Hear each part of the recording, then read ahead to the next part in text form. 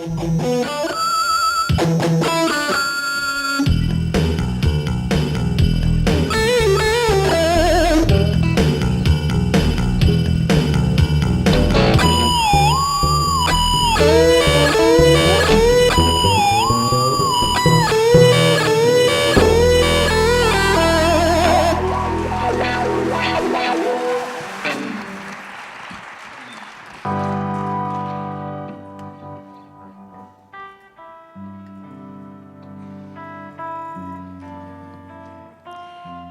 me faufile en silence par le fond de la salle.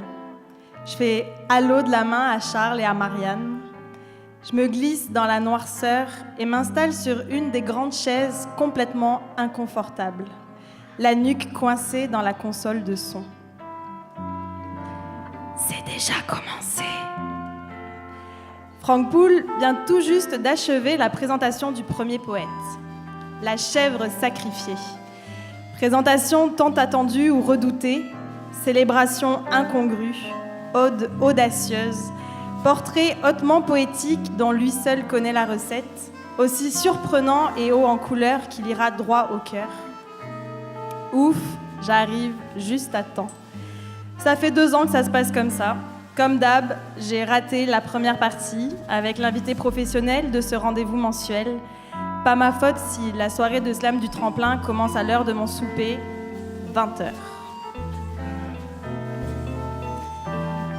Sous les applaudissements, tu arrives par les coulisses. Tu émerges, timide, du rideau rose. À moins que tu aies le courage de monter à même la scène d'un pas décidé, même pas peur de tomber. Tu es nu-pied ou dans ta tenue des grands jours. T'as la feuille qui tremble ou le micro assuré. J'entends ton souffle, je retiens le mien. Tu fermes les yeux, puis tu les ouvres, droit devant, le regard planté dans la masse noire, assise, mais tout autant suspendue. Tu débites, tu dégustes, tu rimes, tu proses, tu émotionnes. J'aime quand les mots accrochent et que tu bafouilles. Des fois, je suis tellement transportée par la mélodie de ta voix et de tes mots que j'en perds le sens.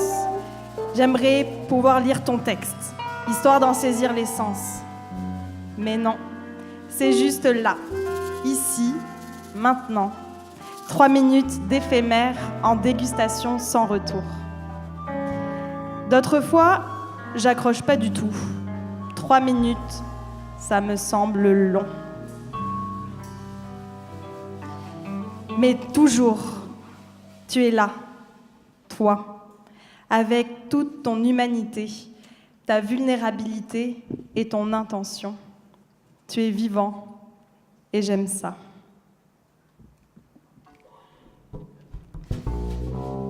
Et puis, un jour, ou plutôt une nuit, il y a un peu plus d'1 an et demi, à côté à un comptoir, Félix me raconte. Moi, la première fois que je suis montée sur la scène slam, c'était un défi qu'on m'avait lancé. Alors, à mon tour, je te le lance, le défi. Moi, slammer. 1, j'ai rien à dire qui va intéresser le monde. 2, aucune envie de me faire noter par des juges pas capables d'utiliser une échelle de notes de 0 à 10 comme il faut. C'est 0 à 10, pas 7 à 10. Heureusement d'ailleurs que le public est là, avec ses applaudissements et ses commentaires. Parce que moi, les juges, je leur fais pas confiance.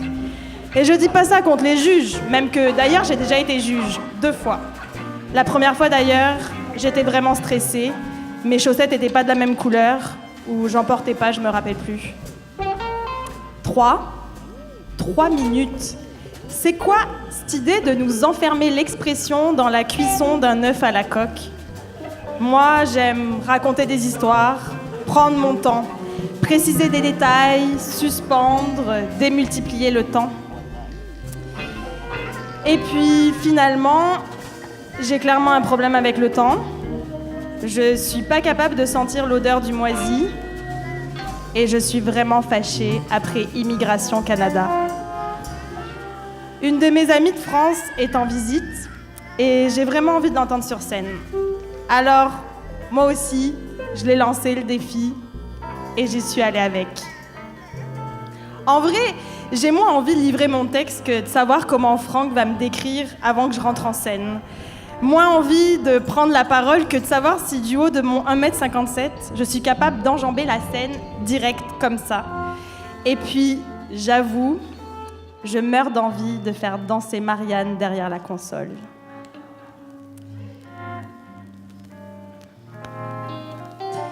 J'ai trop les jambes qui tremblent, alors j'arrive par les coulisses. Timide, j'émerge de derrière le rideau rose, épais, qui gratte et qui sent la poussière. Je me sens toute nue. Pourtant, j'ai mes bottes de ninja et ma tenue préférée. J'ai le micro qui tremble et la feuille assurée. Je cherche mon souffle.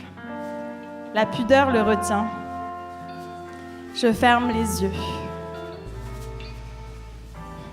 Puis je les ouvre. Droit devant. Le regard planté dans cette masse noire et bienveillante. Je débite, je déguste, je rime, je prose, j'émotionne. J'ai peur que les mots s'accrochent et que je bafouille. Je suis là, moi, avec ma petite humanité, ma vulnérabilité à fleur de peau et mon intention de débutante. Vous m'écoutez et ça me touche.